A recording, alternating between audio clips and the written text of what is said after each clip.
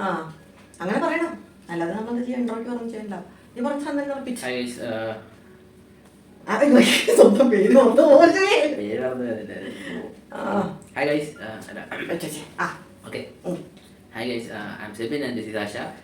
Hi. അപ്പോൾ ഞങ്ങളുടെ wedding anniversary ആയിരുന്നു കുറച്ച് ദിവസം മുമ്പ്.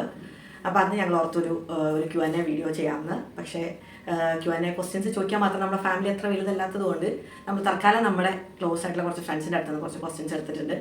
നമ്മുടെ റിലേഷൻഷിപ്പിനെയും അതുപോലെ ബീങ് എ ഹസ്ബൻഡ് അല്ലെങ്കിൽ ബീങ് എ വൈഫ് ഉള്ള അങ്ങനെ റിലേറ്റഡ് ക്വസ്റ്റ്യൻസ് ചോദിക്കാനാണ് പറഞ്ഞത്. അപ്പോൾ ഞങ്ങളുടെ ഫ്രണ്ട്സ് കുറച്ച് ക്വസ്റ്റ്യൻസ് അയച്ചെന്ന് വെച്ചിട്ട് നമ്മൾ ഇന്നൊരു Q&A നടത്താൻ പോവാണ്. അല്ല, ഇനി ആർക്കെങ്കിലും അങ്ങനത്തെ തന്നെ ക്വസ്റ്റ്യൻസ് ചോദിക്കുകയാണെങ്കിൽ താഴെ കമൻറ്റ് ചോദിക്കാട്ടോ, കുഴപ്പമൊന്നുമില്ല. ഞങ്ങളതിന് അടുത്ത വീഡിയോ ആയിട്ടോ അല്ലെങ്കിൽ കമൻറ്റ് ആയിട്ടോ റിപ്ലൈ തരുന്നതാണ്. ഓക്കെ, അപ്പോൾ നമുക്ക് സ്റ്റാർട്ട് ചെയ്യാം. റെഡി ആണോ? ഓക്കെ. അപ്പം ഞങ്ങൾ കിട്ടിയ ക്വസ്റ്റ്യൻസ് എല്ലാം കൂടെ കുറച്ച് അതിൽ നിന്ന് കുറച്ച് സെലക്ടഡ് ക്വസ്റ്റ്യൻസ് എഴുതിയിട്ട് ഇതിനകത്ത് വെച്ചിട്ടുണ്ട് എടുക്കാൻ എളുപ്പത്തിന്. അപ്പോൾ നമുക്ക് സ്റ്റാർട്ട് ചെയ്യാം. ഓക്കെ, ഈശ്വര വേട്ടനെ എടുത്തോളൂ. വായിച്ചോളൂ. സെബിയോടുള്ള ക്വസ്റ്റ്യൻ ആണ്. ഓക്കെ, വായിച്ചോ. If you had to give one piece of advice to men about to marry, what would it be? Super, നല്ല ചോദ്യം. അതെ, ഒട്ടും ആർട്ടിഫിഷ്യൽ അല്ലാതെ ഉള്ളീന്ന് വരുന്നത് പറയും. അഡ്വൈസ് എന്ന് പറയാൻ ഒരു നല്ല അഡ്വൈസ് എന്ന് എനിക്ക് തോന്നിയത്, എൻ്റെ ജീവിതത്തിൽ തോന്നിയെന്ന് പറഞ്ഞാൽ നല്ലൊരു ലിസണർ ആയിരിക്കണം. അതായത് നിന്റെ വൈഫ് കെട്ടാൻ പോകുന്ന പെണ്ണ്, ആ പെണ്ണ് പറയുന്ന കാര്യങ്ങൾ നന്നായിട്ട് ലിസൺ ചെയ്തിട്ടേ, അതായത് പറയുന്ന കാര്യങ്ങൾ കേൾക്കണം. അതായത് ഡിസ്ട്രാക്റ്റഡ് ആയിട്ട് ഇരിക്കാൻ പാടില്ല പറയാൻ പോകുന്ന കാര്യങ്ങൾക്കൊന്നും. അതോർത്താൽ മതി. കാരണം നമ്മൾ അവൾ പറയുന്ന കാര്യത്തിന് വേറെ ഒരു കാര്യങ്ങൾ ചെയ്തില്ലെങ്കിലും അവർക്ക് പ്രശ്നമില്ല. പക്ഷെ പറയുമ്പോൾ ആ കാര്യം നമ്മൾ ശ്രദ്ധയോടെ ഇരുന്ന് കഴിഞ്ഞാൽ തന്നെ അവർക്ക് ഭയങ്കരമായിട്ട് സാറ്റിസ്ഫൈഡ് ആയിരിക്കും. അത് മെയിൻ ആയിട്ടുള്ള ഒരു കാര്യം. അപ്പോൾ കല്യാണം കഴിക്കാൻ പോകുന്ന ഒരു ആൺകുട്ടിക്കുള്ള പേഷ്യൻ്റ് ആയിരിക്കണം. എനിക്കത് മാത്രമേ പറയാനുള്ളൂ. പേഷ്യൻസ് ഉണ്ടായിരിക്കണം, ക്ഷമ പഠിച്ചിരിക്കണം. ഒന്നേ നമ്മൾ ധൃതി കൂട്ടിയാൽ ഒരു കാര്യമില്ല, നമ്മൾ തന്നെ പേഷ്യൻസ് പഠിക്കും. പേഷ്യൻസ് നമ്മൾ പഠിച്ചു, അതിനൊന്നും ഞാൻ പറഞ്ഞില്ല. അപ്പൊ അഡ്വൈസ് പേഷ്യന്റ് ആയിരിക്കണം, അതാണ് അഡ്വൈസ്. അപ്പം ഇതേ ക്വസ്റ്റ്യൻ തന്നെ ശരിക്കും എനിക്കും വന്നിട്ടുണ്ടായിരുന്നു. അപ്പൊ ഞാൻ സെയിം ക്വസ്റ്റ്യൻ ആയിട്ട് റിപ്പീറ്റ് ചെയ്തായിരുന്നതാ. എന്റെ സൈഡിൽ നിന്ന് ഒരു അഡ്വൈസ് ആയിട്ട് പറയുകയാണെങ്കിൽ എന്താ പറയാ, അവര് വെച്ചാൽ ഹസ്ബൻഡ് ആകുന്ന ഒരാൾ അതിന് മുമ്പ് ഒരാൺകുട്ടി നിലയ്ക്ക് അവർക്ക് അവരുടേതായ എന്താ പറയുക ഫ്രണ്ട്സും കാര്യങ്ങളും അങ്ങനെയൊക്കെ ഉണ്ടാവും. അതെല്ലാം കംപ്ലീറ്റ്ലി ബ്ലോക്ക് ചെയ്ത് അവർക്ക് ഒരു ഇതും ഫ്രീഡം നമുക്ക് കൊടുക്കാണെന്നല്ല, അതുകൊണ്ട് ഫ്രീഡം കൊടുക്കാന്നല്ല ഞാൻ ഉദ്ദേശിച്ചത്. അവർക്ക് സന്തോഷം കുറച്ച് നേരം ഇപ്പോൾ ഫ്രണ്ട്സിനോടൊന്ന് ഔട്ടിങ് പോകുന്നത് ഇഷ്ടമാണെന്നുണ്ടെങ്കിൽ അങ്ങനത്തെ കാര്യങ്ങൾ കൺസിഡർ ചെയ്യുക. അല്ലാതെ കല്യാണം കഴിച്ചു എന്ന് പറഞ്ഞിട്ട് ഫുൾ ടൈം എൻ്റെ കൂടെ തന്നെ ഇരിക്കണം, ഫുൾ ടൈം എന്നെ വിളിച്ചുകൊണ്ടിരിക്കണം, അങ്ങനെ വാശി പിടിക്കാതെ അവരുടെയും സന്തോഷങ്ങൾക്ക് കുറച്ച് സമയം കൊടുക്കുകയാണെങ്കിൽ അവർ ഹാപ്പി ആയിരിക്കും എന്നുള്ളത് മനസ്സിലാക്കുക. അതാണ് ഒരു കല്യാണം കഴിക്കാൻ പോകുന്ന പെൺകുട്ടിക്ക് ഒരു കൊടുക്കാനുള്ള ഉപദേശം. എല്ലാ കാര്യങ്ങളും ഒരുമിച്ച് ചെയ്യുവാണെങ്കിൽ കുറച്ചുകൂടെ ബെറ്റർ ആയിരിക്കും. അങ്ങനെയെങ്കിൽ അങ്ങനെ, അതായത് ഒരുമിച്ച് അവരുടെ കൂടെ നിങ്ങൾക്ക് ടൈം സ്പെൻഡ് ചെയ്യാനുള്ള അങ്ങനെ ചെയ്യാം, മാത്രമേ ഉള്ളൂ. അത് ഓക്കെ. Next question.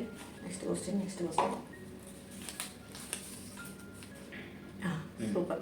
സെയിം അതിൻ്റെ ഏകദേശം അതിൻ്റെ ഒരു വേരിയൻ്റ് ആണ്. കല്യാണം കഴിക്കാൻ പോകുന്ന കപ്പിൾസിന് വേണ്ടി നിങ്ങളുടെ ഒരു ഉപദേശം.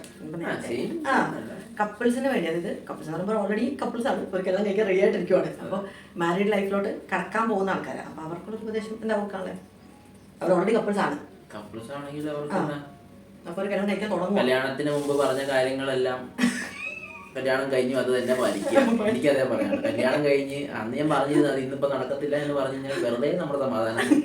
അതിലും നല്ലത് കല്യാണത്തിന് മുമ്പ് പറയാൻ പോകുന്ന കാര്യങ്ങൾ പറഞ്ഞ കാര്യങ്ങളൊക്കെ ഉണ്ടായിരിക്കും, അത് നമുക്ക് ചെയ്യാൻ പറ്റുമെന്ന് ഉറപ്പ് വരുത്തുക, എന്നിട്ട് പറയുക. അല്ലെങ്കിൽ അങ്ങനെ ഒരു വാഗ്ദാനങ്ങൾ കൊടുക്കാതിരിക്കുക. എനിക്കതേ ഉള്ളൂ. ഓക്കെ, എൻ്റെ സൈഡിൽ നിന്ന് പറയുവാണെങ്കിൽ കപ്പിൾസ് ആണ്, അപ്പോൾ ഓൾറെഡി തമ്മിൽ കാര്യങ്ങൾ മനസ്സിലാക്കിയിട്ടുള്ളവരായിരിക്കും. അതല്ല ഫ്രഷ് ആയിട്ട് ആദ്യമായിട്ട് പരിചയപ്പെടുന്നവരാണെങ്കിൽ തീർച്ചയായിട്ടും തമ്മിൽ കാര്യങ്ങൾ മനസ്സിലാക്കി മാത്രം കല്യാണത്തിലോട്ട് ഫോർവേഡ് ചെയ്യുക. പിന്നെ കപ്പിൾസ് ആണ്, കല്യാണം കഴിക്കാൻ റെഡിയാണ് എന്നുണ്ടെങ്കിൽ എപ്പോഴും മനസ്സിലാക്കുക, പ്രേമിച്ച് അല്ലെങ്കിൽ ആ കപ്പിളായിട്ടിരിക്കുന്ന ആ ഒരു സമയത്തുള്ള ലൈഫായിരിക്കത്തില്ല ആഫ്റ്റർ മാരേജ്. അപ്പം അതെപ്പോഴും അതിനെപ്പറ്റി ചിന്തിക്കുക. ആഫ്റ്റർ മാരേജ് എപ്പോഴും നിങ്ങൾ പ്രയോറിറ്റൈസ് ചെയ്യേണ്ടത് നിങ്ങളുടെ പാർട്ട്ണറെയാണ്. ഞങ്ങളെ സംബന്ധിച്ചിപ്പോൾ ഞങ്ങളുടെ ഒരു ലൈഫ് സ്റ്റൈൽ പറയുകയാണെങ്കിൽ ഞങ്ങൾക്ക് ജീസസ് ആണ് ഫസ്റ്റ്, അതായത് ജീസസിന് ശേഷം ഞങ്ങൾ ഫസ്റ്റ് പ്രയോറിറ്റി കൊടുക്കുന്നത് ഞങ്ങളുടെ പാർട്ട്ണറിനാണ്. അപ്പം ഷെബിക്ക് ഞാനാണ് ഇമ്പോർട്ടൻ്റ് ആയിട്ടൊരു പേഴ്സൺ, അതുപോലെ തിരിച്ചും. അതല്ലാതെ നിങ്ങളുടെ ഫ്രണ്ട്സ് അല്ലെന്നുണ്ടെങ്കിൽ അവരൊക്കെ നിങ്ങളുടെ കൂടെ കാണും, പക്ഷേ ഫ്രണ്ട്സ് കാര്യങ്ങൾക്കൊക്കെ നിങ്ങളൊരു ലിമിറ്റേഷൻ അത് കഴിഞ്ഞാൽ വെക്കുന്നതാണ് എപ്പോഴും നല്ലത്. ഫ്രണ്ട്സ് വേണ്ടെന്നല്ല, ഫ്രണ്ട്സ് തീർച്ചയായിട്ടും വേണം, പക്ഷേ എന്നാലും ഫ്രണ്ട്സും ഫാമിലിയും അല്ലെങ്കിൽ പാരൻസും ഒന്നും അല്ല പിന്നെ ഫസ്റ്റ് പ്രയോറിറ്റി വരുന്നത് നിങ്ങളുടെ പാർട്ട്ണറാണ്. അപ്പം ആ ഒരു ബോധത്തിനോട് കൂടി അതിനൊക്കെ റെഡി ആണെങ്കിൽ കല്യാണം കഴിക്കുക, അതാണ് നല്ലത്. ഓക്കെ.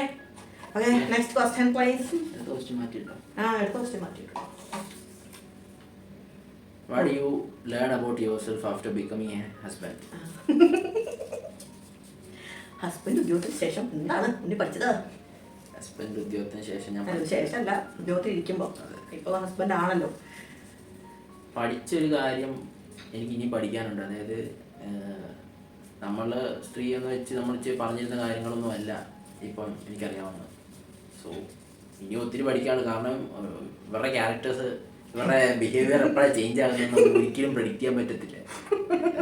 സോ ഞാനിപ്പോൾ എല്ലാത്തിനും ഇങ്ങനെ പ്രിപ്പയർഡ് ആയിക്കൊണ്ടേ ഇരിക്കുകയാണ്.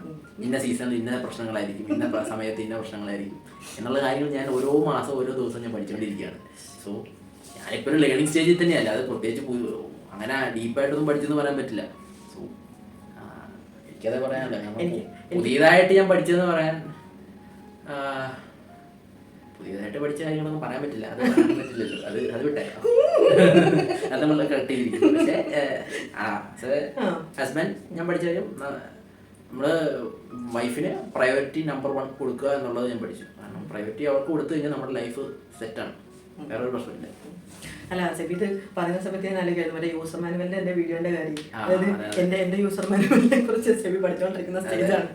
യൂസർ മാനുവല് ചോദിച്ചിട്ട് തന്നുമില്ല ഞാൻ. പക്ഷെ ഞാൻ തന്നെ എഴുതി ഇത് മറ്റേ പ്രാക്ടിക്കൽസ് നടത്തി തന്നെത്താനെ കണ്ടുപിടിച്ച് എഴുതുന്ന ഒരു അവസ്ഥയാണ് നമുക്ക്. ഓരോരുത്തർക്ക് സ്പെഷ്യൽ യൂസർ മാനുവൽ ആണെന്നാണ് ഇവള് പറഞ്ഞ അവള് വീഡിയോയിൽ. അതുകൊണ്ട് തന്നെ ഞാൻ തന്നെ പഠിക്കുക, ഞാൻ തന്നെ എഴുതുക, ഞാൻ തന്നെ കാര്യങ്ങൾ ചെയ്യുക എന്നുള്ളൊരു ഓപ്ഷൻ ഉണ്ട് എനിക്ക്. അടുത്ത ക്വസ്റ്റ്യൻ.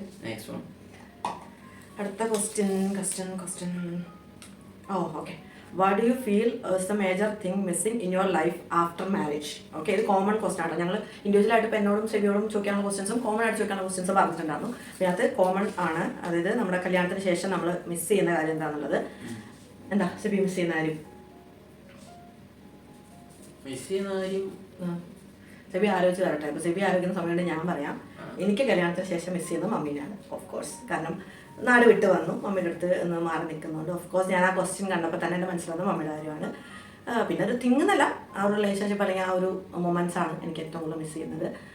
പിന്നെ ഇനിയിപ്പം തിങ് ആയിട്ടൊക്കെ പറയുവാണെങ്കിൽ ബർഗറാണ് എനിക്ക് മിസ് ചെയ്യുന്നത്. കാക്കനാടുള്ള ബർഗർ സ്പോട്ടിലെ ബർഗറും ഫ്രഞ്ച് ഫ്രൈസും എനിക്ക് വല്ലാണ്ട് മിസ് ചെയ്യുന്നുണ്ട്. അതിവിടെ കിട്ടാൻ നിവർത്തിയില്ല. അപ്പോൾ അതെനിക്കൊരു വലിയ മിസ്സിംഗ് ആണ്. അത് കല്യാണം കഴിഞ്ഞതുകൊണ്ടുള്ള മിസ്സിംഗ് അല്ല കേട്ടോ. ഞങ്ങൾ ഇങ്ങോട്ട് വന്നല്ലോ, ഖത്തറിലോട്ട് മൂവ് ചെയ്തതിൻ്റെ കൊണ്ടുള്ള മിസ്സിംഗ് ആണ്. അതല്ലാതെ കല്യാണം കഴിഞ്ഞു എന്നുള്ളതിൻ്റെ പേരിൽ ടു ബി ഫ്രാങ്ക് ഞങ്ങൾക്കൊന്നും, എനിക്കങ്ങനെ പേഴ്സണലി അയ്യോ എനിക്കിത് മിസ്സായി, എനിക്ക് അങ്ങനെ എനിക്ക് ഇതുവരെ സത്യത്തിൽ ഫീൽ ചെയ്തിട്ടില്ല. എനിക്കും അങ്ങനെ ഇതുവരെ മിസ് ചെയ്തു. നാട് പിന്നെ പണ്ടേ നമ്മുടെ നാട്ടിൽ നിന്ന് പോകുന്നതുകൊണ്ട് എനിക്ക് നാട് മിസ്സിംഗ്. അതെ, അത് ശരിയാണ്. പിന്നെ മിസ്സിംഗ് എന്ന് പറയാൻ ഇവിടെ മിസ്സിംഗ് എന്ന് പറയാനൊന്നുമില്ല. അങ്ങനെ എനിക്കൊന്നും മിസ്സായിട്ടാണ്. ഫ്രണ്ട്ഷിപ്പാണെങ്കിൽ ഫ്രണ്ട്ഷിപ്പ് ഇപ്പോഴും ഉണ്ട്, ഫാമിലി ലൈഫാണേലും നാട്ടിലുള്ള ലൈഫാണേലും എല്ലാം. അതിപ്പോൾ നാട്ടിൽ ചെല്ലുമ്പോൾ ഉള്ള ലൈഫ് നാട്ടിലാണ്. അതല്ലാതെ വേറെ മിസ്സിംഗ് എന്ന് പറയാൻ എനിക്കൊന്നുമില്ല, എനിക്കൊന്നും തോന്നില്ല. പിന്നെ എൻ്റെ കല്യാണത്തിന് മുമ്പ് നന്നായിട്ട് ഗെയിമിംഗ് ഉണ്ടായിരുന്നു, അതങ്ങ് നിന്ന് അതേ ഉള്ളൂ. ഇപ്പോൾ ഗെയിമിംഗ് ഒന്നും ഇല്ല. മിസ്സിംഗ് എന്ന് പറയുന്നത് അത് വേണം പറയാം. ഒരു ഗെയിമിംഗ് ഗ്രൂപ്പ് ഇല്ല, കംപ്ലീറ്റ് സ്റ്റോപ്പ്. ഇനി ഒന്ന് റീസ്റ്റാർട്ട് ചെയ്ത് എടുക്കണം. പക്ഷേ റീസ്റ്റാർട്ട് ചെയ്യുവാണെങ്കിൽ ഞങ്ങൾ രണ്ടുപേരും ഒരുമിച്ചുള്ള ഈ റീസ്റ്റാർട്ട് എന്നോട് പറയാറുണ്ട് അങ്ങനത്തെ എന്തെങ്കിലും നമുക്ക് ഒരുമിച്ച്. ഞങ്ങൾ ഇപ്പോൾ ചെയ്യുന്നതെന്ന് വെച്ച് കഴിഞ്ഞാൽ എനിക്ക് അധികം സ്ക്രീൻ ടൈം ഇഷ്ടമുള്ള ഒരാളല്ല. അപ്പം ഞങ്ങൾ പ്രൊഫഷണൽ സ്ക്രീൻ ടൈം ഇഷ്ടമല്ല. പക്ഷെ എനിക്ക് ഇഷ്ടമല്ല, സത്യം പറയാം, എനിക്ക് സ്ക്രീൻ ടൈം ഇഷ്ടമല്ല. പക്ഷേ സെബിക്ക് കുറച്ചും കൂടെ മൂവീസും അങ്ങനത്തെ കാര്യങ്ങളൊക്കെ കാണാൻ ഇഷ്ടമാണ്. പക്ഷെ ഞങ്ങൾ ഒരുമിച്ച് മൂവീസ് കാണാൻ അങ്ങനെ ഇൻട്രസ്റ്റ് ഉള്ള മൂവീസാണ് ഞങ്ങൾ ഫാമിലി എല്ലാവരും അങ്ങനെ ഇരുന്ന് കാണും. അതല്ലെങ്കിൽ ഞങ്ങൾ ഗെയിംസ് കളിക്കും. ഞങ്ങളിപ്പോൾ നമ്മുടെ ചാനലൊക്കെ ഇടുന്നത് പോലെ അല്ലാതെ ഞങ്ങൾ ഗെയിംസ് കളിക്കാറുണ്ട്. അനിയനൊക്കെ വരുമ്പോൾ ഞങ്ങൾ ഒരുമിച്ച് ഗെയിംസ് കളിക്കാറുണ്ട്. ഞങ്ങൾ അങ്ങനെയാണ് സമയം സത്യം പറഞ്ഞാൽ കളയാറുള്ളത്. കളയാറുള്ളതല്ല, ഞങ്ങൾ എൻജോയ് ചെയ്യാറുള്ളത്. അപ്പം മിസ് ചെയ്യാന്ന് പറഞ്ഞാൽ എനിക്ക് അങ്ങനെ പേഴ്സണലി എൻ്റെ കേസിലൊന്നുമില്ല. സെബിയുടെ കേസിൽ ഇതാണ് പറയുന്നത്. കാരണം എനിക്ക് അങ്ങനെ ഒന്നും തോന്നിയിട്ടില്ല. ഞാൻ മേജർ ഭയങ്കര ഷിഫ്റ്റ് ഒന്നും കല്യാണം കഴിഞ്ഞപ്പോൾ എനിക്ക് പേഴ്സണലിയോ അല്ലെങ്കിൽ അങ്ങനെയൊന്നും വന്നിട്ടില്ല. ഈ സ്ഥലം മാറി വന്നു എന്നുള്ള ഒരു ചേഞ്ച് മാത്രമേ എന്നെ സംബന്ധിച്ച് എനിക്ക് തോന്നിയിട്ടുള്ളൂ. Okay, next question. ഓക്കെ, അപ്പോൾ നെക്സ്റ്റ് ക്വസ്റ്റ്യൻ ഞാൻ വായിക്കാം. നിങ്ങൾക്ക് രണ്ടുപേർക്കും നിങ്ങളുടെ ലൈഫിൽ പറ്റിയ ഒരു അബദ്ധം, ബട്ട് അത് പിന്നെ ഒരു ഗുഡ് തിങ് ആയി മാറിയത് എന്താണ്? കല്യാണം. കല്യാണം, സത്യം. ഈ ക്വസ്റ്റ്യൻ എനിക്ക് കിട്ടിയിട്ട് ഞാൻ ഫസ്റ്റ് സത്യം ഞാൻ ഈ ക്വസ്റ്റ്യൻ കിട്ടിയ വഴിക്കുണ്ടല്ലോ, വായിച്ചപ്പോൾ എനിക്ക് ഫസ്റ്റ് മനസ്സിലായി അബദ്ധമല്ല, അങ്ങനെയല്ല, അൺഎക്സ്പെക്ടഡ് ആയിട്ട് പെട്ടെന്ന് നടന്നൊരു സംഭവമാണ് എന്റെ കല്യാണം, എന്റെ പെണ്ണിന്റെ കല്യാണം. അല്ല, അബദ്ധം കല്യാണം കഴിച്ചത് അബദ്ധമായി എന്നല്ല ഉദ്ദേശിച്ചത്. പെട്ടെന്ന് കണ്ടു, പെട്ടെന്ന് സംസാരിച്ചു, ഡിസൈഡ് ചെയ്തു, അതിന് കല്യാണം അവിടെ നടത്തി. അതാണ് അബദ്ധം സത്യത്തിൽ ഞാൻ ഉദ്ദേശിച്ചത്. എക്സ്പെൻസ് കൂടി പോയി വേറെ പ്രശ്നങ്ങളൊന്നും. അതാ ക്വസ്റ്റ്യനും. ഇത് പിന്നീട് അത് നല്ലതായിട്ട് തോന്നി. അങ്ങനെ കേട്ടോ. അതായത് മൂമെന്റ്സും എല്ലാം ഇപ്പൊ നമ്മള് ഫോട്ടോസും വീഡിയോസും കാണുമ്പോൾ എല്ലാം ആ നല്ലതായിരുന്നു. കല്യാണം നടത്തി കഴിയുമ്പോൾ നമ്മളോട് അയ്യോ ദൈവമേ എന്നുള്ള അവസ്ഥയായിരുന്നു. പക്ഷേ ഇപ്പം നമ്മളെ ഫോട്ടോസ് പിടിച്ചപ്പോൾ നമുക്ക് ഓക്കെ അങ്ങനെയും തോന്നുന്നുണ്ട്. അതാണ് ഇതല്ല ഞങ്ങൾക്ക് അങ്ങനെ അബദ്ധം പറ്റി അങ്ങനെ ഒരു കേസ്. അബദ്ധം പറ്റിയിട്ടുണ്ടെങ്കിൽ അതൊരിക്കലും എനിക്ക് നല്ല കാര്യമായിട്ട് വേറെ ഒന്നും പിന്നെ ഫുൾ ഫ്ലോപ്പായി. അതെ അതിനകത്ത് പിന്നെ നോക്കണ്ട. Okay next question.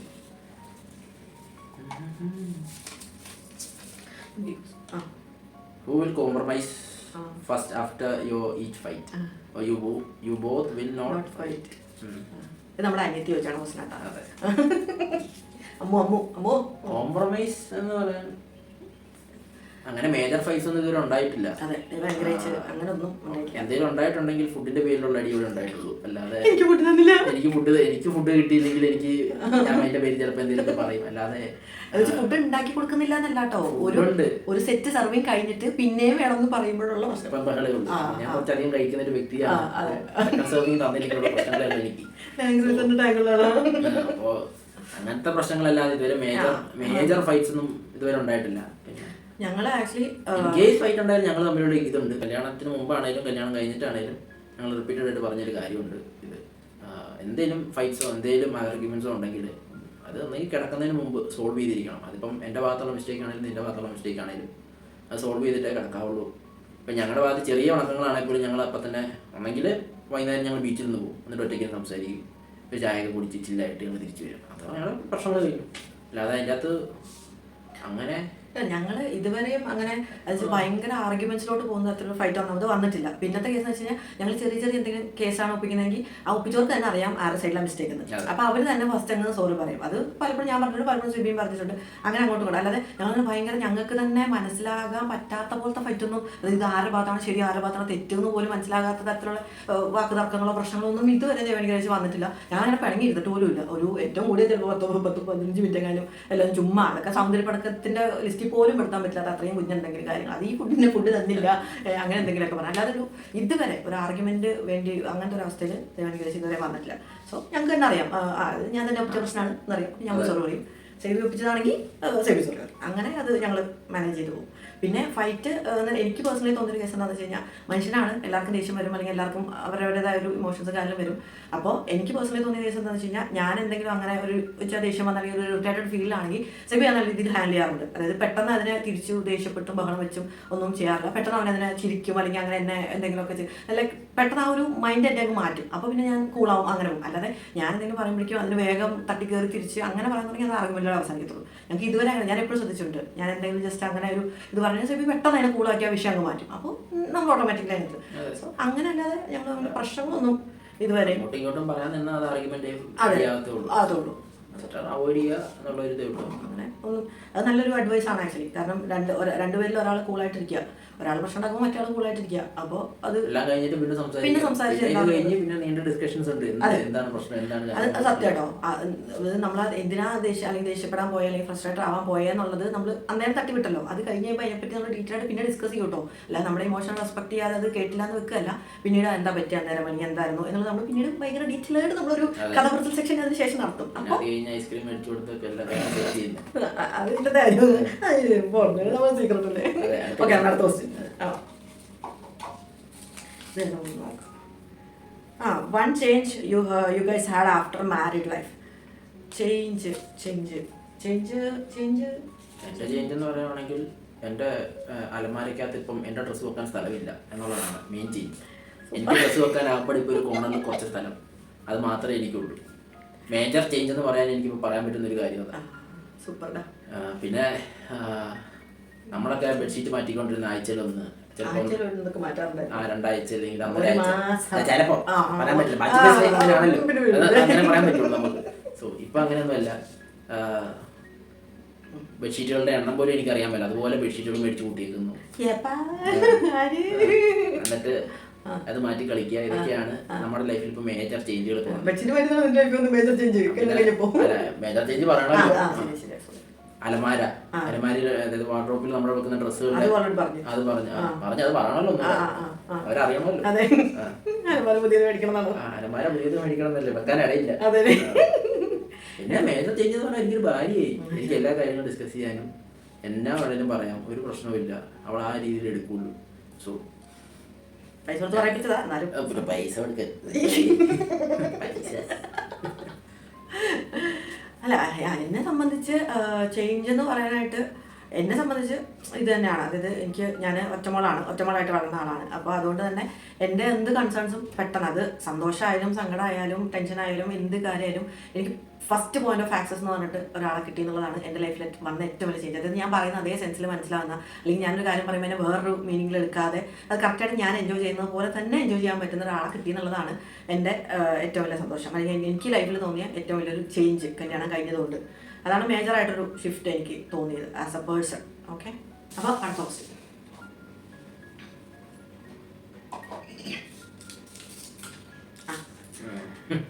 What's the first gift you give each other? ഞങ്ങൾ ആദ്യമായിട്ട് ഞങ്ങൾ ആദ്യമായിട്ട് അങ്ങോട്ടും ഇങ്ങോട്ടും കൊടുത്തെങ്കിൽ ഞങ്ങൾ മറക്കില്ല. കാരണം 1 ഇയറിലേ ആയുള്ളൂ, മറക്കാനുള്ള സമയമൊന്നും ആയിട്ടില്ല, മറന്നിട്ടില്ല. പക്ഷേ ഞാൻ ആദ്യമായിട്ട് കൊടുത്ത ഗിഫ്റ്റ് എന്ന് പറഞ്ഞു കഴിഞ്ഞാൽ ഒരു ഷർട്ടാണ്. ഞാൻ ഷർട്ട് മേടിച്ച് കൊടുക്കുകയാണ് ചെയ്തത്. ഞങ്ങൾ എന്നിട്ട് അതിന് ശേഷം ഒരേപോലത്തെ അല്ലേ സെയിം ടോപ്പ് തന്നെ, ഏകദേശം സെയിം പാറ്റേണുള്ള ടോപ്പ് എനിക്ക് മേടിച്ചു തന്നു.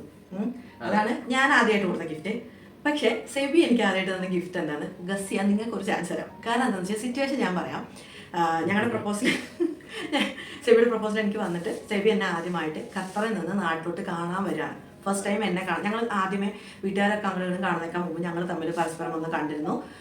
അപ്പം ആ സമയത്ത് എറണാകുളത്ത് വെച്ച് ഞങ്ങൾ ആദ്യം ഒന്ന് കണ്ടു. അതിനുശേഷമാണ് പിന്നെ വീട്ടുകാരൊക്കെ അങ്ങോട്ടും പോയി കാണുകയൊക്കെ ചെയ്തത് കേട്ടോ. അപ്പോൾ ആ സമയത്താണ് സെബി ഖത്തറിൽ നിന്ന് നാട്ടിലോട്ട് ലാൻഡ് ചെയ്തിട്ട് എന്നെ കാണാൻ വന്നപ്പോഴാണ് എനിക്ക് ഫസ്റ്റ് ഗിഫ്റ്റ് തരുന്നത്. അതെന്തായിരിക്കും? താഴെ കമന്റ് സെക്ഷനിൽ പറയട്ടോ. കറക്റ്റ് കമന്റ്സ് പറയുന്നവരുടെ നെയിംസ് ഞങ്ങൾ അടുത്ത വീഡിയോയിൽ ഷൗട്ട് ഔട്ട് ചെയ്യുന്നതായിരിക്കും. ഓക്കെ, ആർക്കൊക്കെ ഗസ് ചെയ്യാൻ പറ്റുന്നുണ്ട്? പ്രവാസികളൊക്കെ ഇഷ്ടംപോലെ പ്രവാസികളുടെ ഭാര്യമാരും അല്ലെങ്കിൽ പ്രവാസികളായിട്ടിരിക്കുന്നവരൊക്കെ നമ്മുടെ വീഡിയോസ് കാണുന്നുണ്ടോ? അപ്പൊ അവർക്ക് ഗസ് ചെയ്യാൻ പറ്റും എന്നാണ് എൻ്റെ ഒരു എക്സ്പെക്ടേഷൻ. അതൊന്ന് സെബിയെ പറയാൻ സമ്മതിക്കട്ടെ. അപ്പൊ നിങ്ങളൊന്ന് താഴെ കമന്റ് ചെയ്ത് നമുക്ക് നോക്കാമല്ലോ. ആർക്കൊക്കെ ഗസ് ചെയ്യാൻ പറ്റും നമുക്ക് നോക്കാം. ഓക്കെ, അപ്പോൾ ഞങ്ങൾക്ക് കിട്ടിയ ക്വസ്റ്റ്യൻസിൽ ഇനിയും ഇത്രയാണ് ബാക്കിയുണ്ട്. അപ്പോൾ ഞങ്ങൾ അടുത്ത വീഡിയോ ഒക്കെ ആയിട്ട് അതിനെപ്പറ്റി ഡിസ്കസ് ചെയ്യാമെങ്കിൽ അടുത്ത വീഡിയോയിലൊക്കെ ആയിട്ട് എന്തുപറ്റി?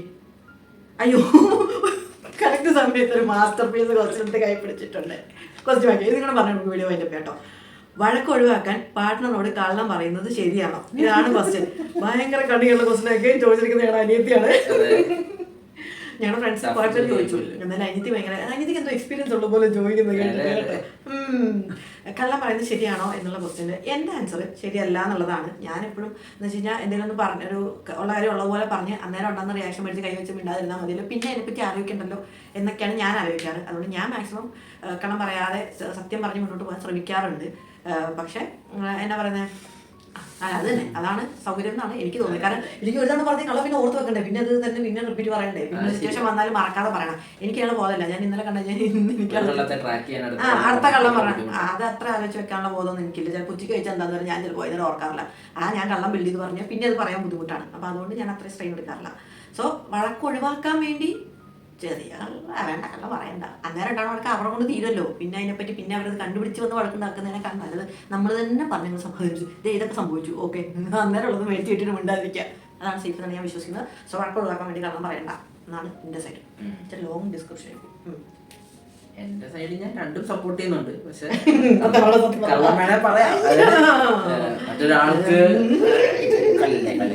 മറ്റൊരാൾക്ക് വിഷമം വരാത്ത രീതിയിലല്ല, മറ്റൊരാളെ വേദനിപ്പിക്കാത്തോ, അതുകൊണ്ട് ആ പറയുന്ന കള്ളം കൊണ്ട് ഒരു ദോഷം ഉണ്ടാകാൻ പോകുന്നില്ല എന്നുണ്ടെങ്കിൽ ചെറിയ ചെറിയ കള്ളങ്ങൾ പറയാം. എക്സാമ്പിൾ പറയുവാണെങ്കിൽ അല്ല, ഉണ്ടാക്കി പറയുന്ന എക്സാമ്പിളാണ്.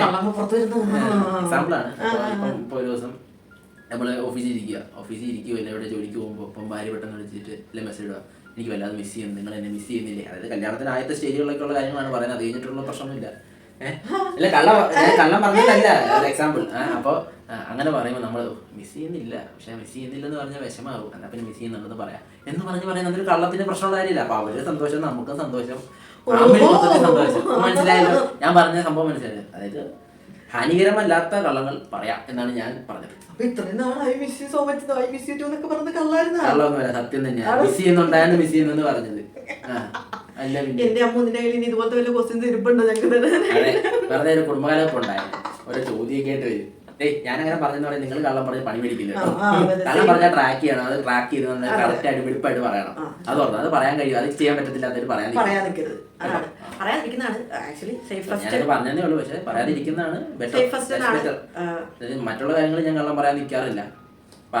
പറയാതിരിക്കുന്നതാണ് ഏറ്റവും നല്ലത്. കാരണം പറഞ്ഞു കഴിഞ്ഞാൽ എന്നില്ല കള്ളം പൊളി പൊക്കും. അതെ. പിന്നെ അതിന്റെ കീഴിൽ എല്ലാം കൂടെ കേൾക്കേണ്ടി വരും. അതിന് നല്ലത് ചെറിയ പ്രശ്നങ്ങളൊക്കെ ഉണ്ടായാലും സത്യം പറയാ പരിപാടി അന്നേരം അത് കേൾക്കുക, അതിനെപ്പറ്റി പിന്നെ അത് വിട്ടല്ലോ കഴിഞ്ഞല്ലോ എന്ന് വിചാരിക്കുക. അതാണ് ഞങ്ങളുടെ ആൻസർ. ഓക്കെ. അപ്പോൾ എനിവേ അപ്പോൾ ഞങ്ങൾ കുറച്ചധികം ക്വസ്റ്റ്യൻസ് ഇപ്പം വായിച്ചിട്ടുണ്ട്. ഇനിയും അതിനകത്ത് ക്വസ്റ്റ്യൻസ് ബാക്കി കിടപ്പുണ്ട്. അപ്പോൾ നമ്മൾ അടുത്തൊരു പാർട്ടായിട്ട് അത് അപ്ലോഡ് ചെയ്യുന്നതാണ്. എല്ലാം കൂടെ എന്ന് വായിച്ചാൽ ഒത്തിരി ലോങ് വീഡിയോ, നമ്മുടെ ലോങ് വീഡിയോ അങ്ങനെ ഒന്നും വന്നിട്ടില്ല. നമ്മുടെ ഫസ്റ്റ് ലോങ് വീഡിയോ ആണ്. അപ്പോൾ റെസ്പോൺസ് ഒക്കെ നോക്കിയിട്ട് നിങ്ങൾക്ക് ഇതുപോലത്തെ വീഡിയോസ് ഒക്കെ കാണാൻ ഇഷ്ടമാണല്ലോ, അതെ താല്പര്യമാണെങ്കിൽ ചാനൽ സബ്സ്ക്രൈബ് ചെയ്യുക. അതുപോലെ വീഡിയോ ലൈക്ക് ചെയ്യാനും താഴെ കമൻറ്റ് ചെയ്യാനൊന്നും മറക്കില്ല. ഭയങ്കര ക്ലീശായിട്ട് എല്ലാവരും പറയുന്നുണ്ട് സബ്സ്ക്രൈബ് ചെയ്യണം, ബെല്ലൈക്കൻ ഞെക്കി പിടിക്കണം. എന്നാലും നിങ്ങൾക്ക് ഇങ്ങനെ കണ്ടന്റ് കാണാൻ ഒക്കെ ഇഷ്ടമുണ്ടെങ്കിൽ, ഫാമിലി റിലേറ്റഡ് ഡെയിലി വ്ളോഗുകളൊക്കെ കാണാൻ ഇഷ്ടമുള്ള ആൾക്കാരാണെന്നുണ്ടെങ്കിൽ തീർച്ചയായിട്ടും വീഡിയോ സബ്സ്ക്രൈബ് ചെയ്യാനും നമ്മുടെ ഫാമിലി ജോയിൻ ചെയ്യാനൊക്കെ ഓർക്കുക. താഴെ നിങ്ങളുടെ അഭിപ്രായങ്ങൾ കമൻറ്റ്സ് പറയാം. ഞങ്ങൾ ഈ പറഞ്ഞ കാര്യങ്ങളൊക്കെ നിങ്ങൾക്ക് എന്തെങ്കിലും അഭിപ്രായങ്ങൾ നിങ്ങളുടേതായ ഒരു ലൈഫിൻ്റെ എക്സ്പീരിയൻസ് വെച്ചിട്ടൊക്കെ പറയാനുണ്ടെന്നുണ്ടെങ്കിൽ താഴെ കമൻറ്റ്സ് പറയാൻ മറക്കണ്ട. അതുപോലെ ഇതുപോലത്തെ എന്തെങ്കിലും ക്വസ്റ്റ്യൻ ഉണ്ടെങ്കിലും താഴെ പറയാൻ മറക്കണ്ട. പിന്നെ ഇതിലൊന്നും ഞാൻ എഴുതിയിടാത്ത ഒരു വെറൈറ്റി ക്വസ്റ്റ്യൻ ഞങ്ങളൊരു സുഹൃത്ത് ചോദിച്ചിട്ടുണ്ടായിരുന്നു. ക്വസ്റ്റ്യൻ ചോദിക്കാൻ ഞാൻ ആത്മാർത്ഥമായി പറഞ്ഞപ്പോൾ ഒരു പ്രത്യേകതരം ക്വസ്റ്റ്യൻ ചോദിച്ചിട്ടുണ്ടായിരുന്നു. അതൊരു പ്രത്യേകതരം ക്വസ്റ്റ്യൻ. അപ്പോൾ ആ ക്വസ്റ്റ്യൻ നമ്മുടെ അടുത്ത പാർട്ടിൽ നമ്മൾ ചോദിക്കുന്നതാണ് കേട്ടോ. ഞാൻ ഇത്ര എഴുതിയിട്ടില്ല, അതല്ലാത്തൊരു പ്രത്യേകതരം ക്വസ്റ്റ്യൻ. അപ്പോൾ അങ്ങനത്തെ സുഹൃത്തുക്കൾ നമ്മുടെ കയ്യിലുണ്ട്. നല്ല സൂപ്പർ ക്വസ്റ്റ്യൻ ഞങ്ങൾക്ക് ഇഷ്ടപ്പെട്ടായിരുന്നു. അപ്പോൾ അതൊക്കെ ആയിട്ട് ഞങ്ങൾ അടുത്ത പാർട്ടായിട്ട് വരാം. നിങ്ങളുടെ അഭിപ്രായങ്ങൾ എന്ത് തന്നെ ആയാലും ഓക്കെ, ഇനി നന്നാക്കണം എന്നൊക്കെ ആണെങ്കിലും എന്തായാലും കുഴപ്പമില്ല, നിങ്ങൾക്ക് താഴെ കമൻറ്റ്സിൽ പറയാം. അപ്പോൾ thank you so much for watching. Okay, അപ്പോൾ അടുത്ത വീഡിയോ കാണാം. Thank you, by.